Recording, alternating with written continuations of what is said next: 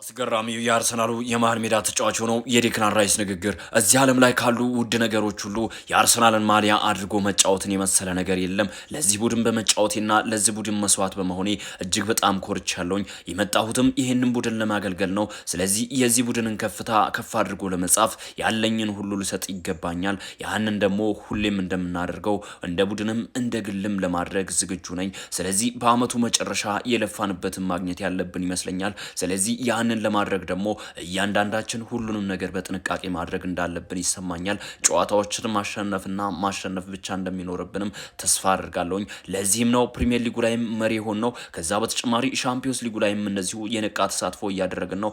ይህ ደግሞ አንድነታችንን ያሳያል። በአመቱ መጨረሻ ደግሞ የልፋታችንን ማግኘት አለብን ብዬ አስባለሁኝ። ያንን ለማድረግ ደግሞ እንደ ቡድንም በግልም ዝግጁ እንደሆነን ላረጋግጥላችሁ እወዳለሁኝ በማለት እንግዲህ የአርሰናሉ የመሃል ሜዳ ተጫዋች ሆነው የዴክላን ራይስ ንግግር ነበረ። አጫጭር የስፖርት መረጃዎች እንዲደርሳችሁ የፕላስ ምልክቱን መጫናችሁን እንዳትረሱ። ይመቻችሁ። ገና